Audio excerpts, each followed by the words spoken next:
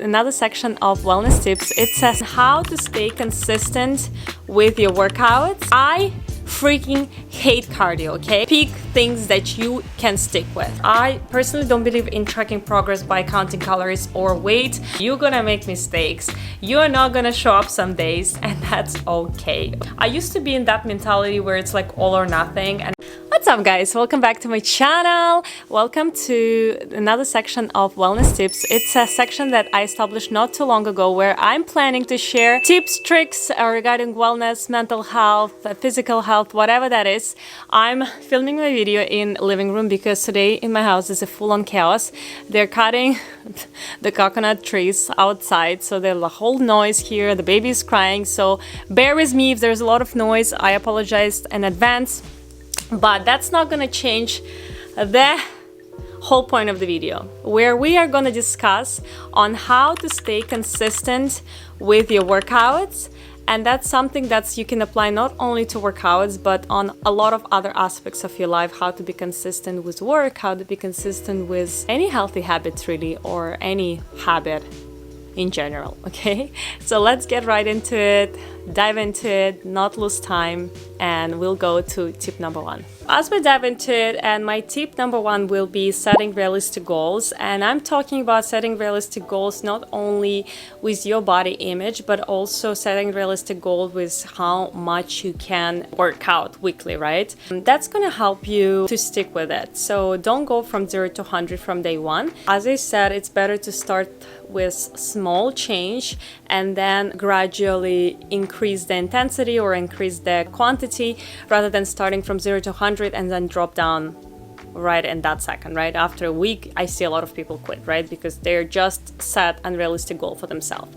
So I think setting realistic goal for yourself, considering your work schedule, considering your other arrangements in life, is extremely important. Of course, you do have to make an effort to make it happen, but I think, as I said, setting something very realistic, especially on the beginning, is extremely important. Second is setting realistic expectations on how you want to look like. Same thing, you have to starting small. Like, what do you want to improve in yourself? You know, not going from 0 to 100, but being realistic and very specific is also extremely important. Create a schedule. That's tip number two. It's extremely important. As I said, being in shape and look good is a commitment. So it is work, it is commitment, and you have to make it a priority. So scheduling it in your daily schedule, in your weekly schedule, and treat it as a really important meeting, let's put it this way, is a must. Otherwise, if you make it like a secondary thing that is just out there, happen or not happen, it will never happen, okay? So scheduling it, I always say schedule it. For instance, for me, just to give you an example, I work out. I used to work out every day. Now with the kids and work, I don't really have a lot of time, but I make it still a priority, and I would say my minimum is 4 times a week. So I, for instance, have to be at Allegra's school, at Allegra's flag, at least 2 times a week, which is Wednesday and Friday. So I drop her off there at 8:30. And right after that, I will schedule my workout at 9. So right from the school, I can stop by the workout, do my workout, and then move on with my day. So like really fitting in and understanding where it lands is extremely important. Third tip, finding workout you enjoy. This goes without saying. You will never last if you do something you absolutely hate, okay? I used to believe that cardio will make me fit, skinny, whatever that is, because I've seen other people doing it, right? And they've been in a great shape and they love doing it. I freaking hate cardio, okay? This is something I don't like doing. I'm not good at it. I feel out of breath. Probably I should work on it more because it's something I have to do. But cardio is important, and you can still do cardio, but incorporating within the workouts. For instance, I love doing HIIT workouts. It's a combination of cardio movements with the weights, and that's something that I feel great about because I feel like I'm getting the cardio in, the heart rate in, I'm training my heart, but I don't feel completely like, oh, I'm so bored, oh, I hate it, right? So I feel like it gives me both worlds at the same time. I don't feel bad doing it, and I'm having fun with that. With that being said, do I only do HIIT workout? No. I switch it up. I love doing reformer Pilates. I love doing hot yoga. As I said, like I do a lot of workouts at home.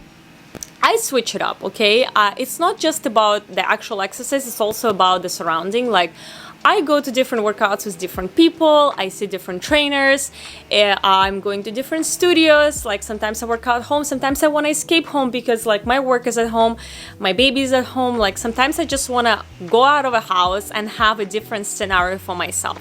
So finding things that you love is extremely important. Maybe like one day you'll be doing dancing, another day you're doing yoga, third day you're doing HIIT. Do whatever you like, pick things that you can stick with. Track your progress. Honestly, I will say that I track my progress by just checking in like how many days I went. Like it just feels rewarding to have in calendar like check mark how many classes you attended. I personally don't believe in tracking calories. I don't believe in tracking steps. I personally come from sorry guys, as I mentioned, it's absolute chaos today. My husband like started talking on the phone downstairs. I can't film anything. Anyway, track your progress will be our next tip. I personally don't believe in tracking progress by counting calories or weight. I'm coming from a background of having an eating disorder. I went into this trap where I was weighing myself every day, and I have to say it was not healthy for me personally. I have a lot of friends who love tracking weight and calories and etc., and they don't bother by it. Me personally, not for me. If you have kind of a background as I do, where you fell into a trap of eating disorder, I do not recommend it. But I feel like you can track yourself by just like a simple attendance check marks, right? Like on my calendar, I have like if I attended something, I just check mark I attended it, and it just feels good how many sessions a week I've done. Tip number 5, visualizing the benefits.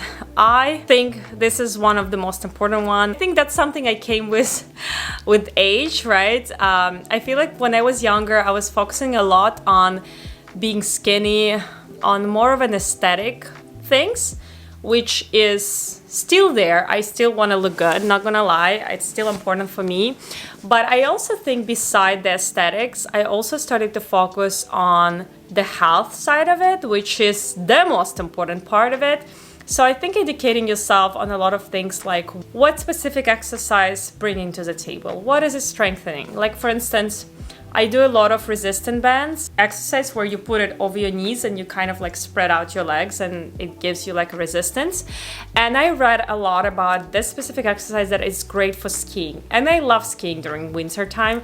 We go skiing a lot with my husband, and it says it's one of the most important muscles in order to control your ski and skis more smoothly and better and just have more control. And since I understood that specific point, it kind of clicks in my mind where every time I do that exercise, I feel like there is a purpose behind that, right? Or for instance, if I'm doing a Russian twist, right? I feel like it's important for building the core. I just visualizing it, how it builds up my core, how my abs become more defined. Like things like this, I think is extremely important in anything in life, is to really ask yourself why you're doing that specific exercise or motion or any activity, right? So asking yourself why and having a purpose is extremely important, and visualizing it as important, okay? And before we wrap up our video, I want to give number 6 tip, a last tip of this sit down conversation, is be flexible and forgive yourself. And that's something so important for consistency. We are not robots. You're never gonna be perfect. You're gonna make mistakes. You're not gonna show up some days, and that's okay, okay? We're all humans. The most important part is to just forgive, not get stuck on it for too long, move on, continue with your routine. I used to be in that mentality where it's like all or nothing, and I felt like, oh, okay, if I missed a workout, why don't I go and eat a cake? And after don't work out for another week, like anyway, I already cheated, I already went off the rails, I already made mistakes. So at this point, I could just enjoy myself. This doesn't work like that. As I said, don't strive for perfection, just do your best. So I think until I realized that and became more acceptant to myself, less hard on myself, I think that's when the consistency came more into my life on a lot of aspects, either it's work or food or motherhood, relationship, whatever that is in your life. You're never going to be perfect, and if you slipped a little bit out of your schedule, out of your imaginary rules, it's important to stand up, move on, because that's how the progress happens. So I think this is my main tips. I hope you enjoy listening to this. I hope you enjoyed this little wellness section on my channel. I'm happy I still made it happen despite the whole chaos in my house. I will see you in the next one on another sit-down conversation. Please let me know if you have any topics in mind that we can discuss. I always open for your suggestions, and I will see you in the next one. Ciao!